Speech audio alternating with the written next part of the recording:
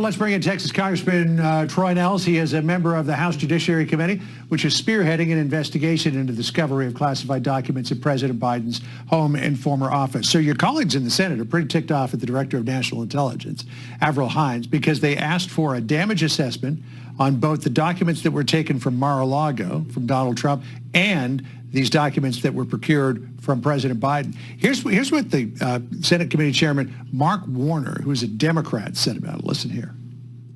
Every member of the committee, regardless of Democrat or Republican, were unanimous in that this position, that we are left in limbo until somehow a special counsel designates that it's okay for us to get briefed, is not going to stand.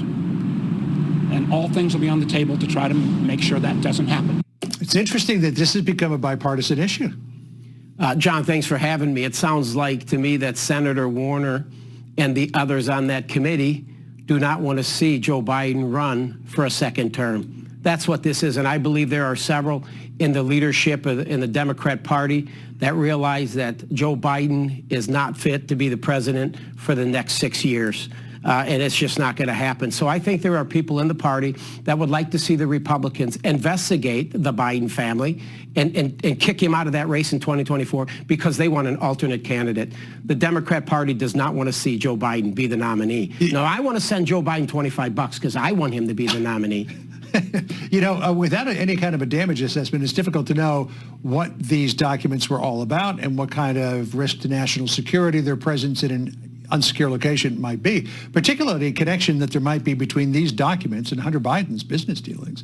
Miranda Devine in the New York Post offered that one of the emails on Hunter Biden's laptop reads like a classified communication based on one of these documents. So without a clearer idea of what's in these things, can an investigation really go forward in any kind of feasible way?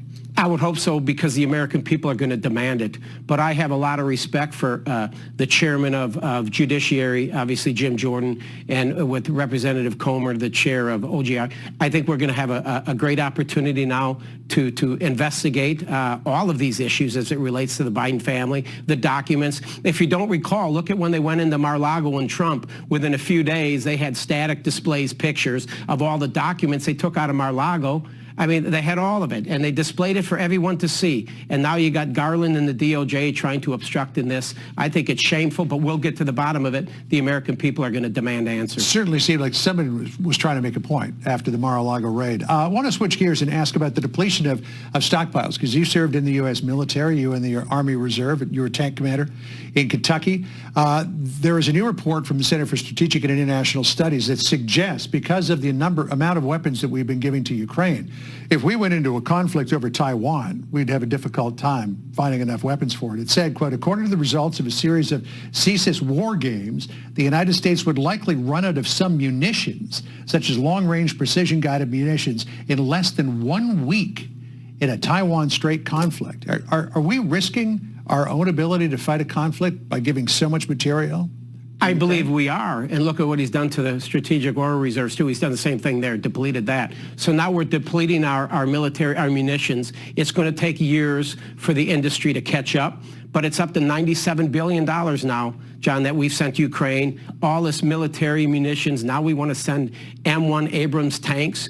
Obviously, there's a crisis on every corner in this country, and look at what we're dealing with globally, whether it's China dealing with Taiwan or whether it's North Korea teasing South Korea. So we've got problems in this country, and I think they're exploiting the weakness we have in the White House. 31 Abrams M1A2, latest iteration of the tanks, minus the depleted uranium reactive armor, will soon be headed to Ukraine. You're really scratching your head over this one.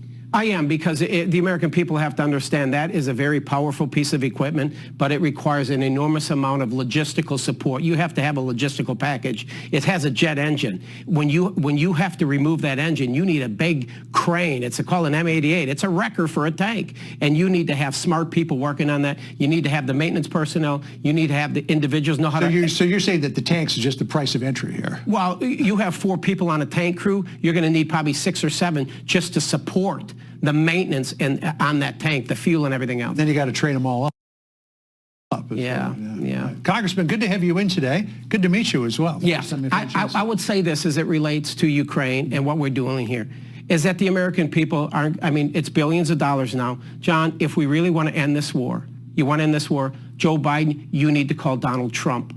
Donald Trump will call Vladimir Putin and end this war. We must stop this war, and Donald Trump can do it. He never went into Ukraine under Donald Trump in his 4 years. I predict that's a phone call that will not happen. Well, Donald Trump will fix it when he's inaugurated as the 47th. See what happens. Congressman, we'll be watching it for the next 2 years. Thank you. Thank you. God bless.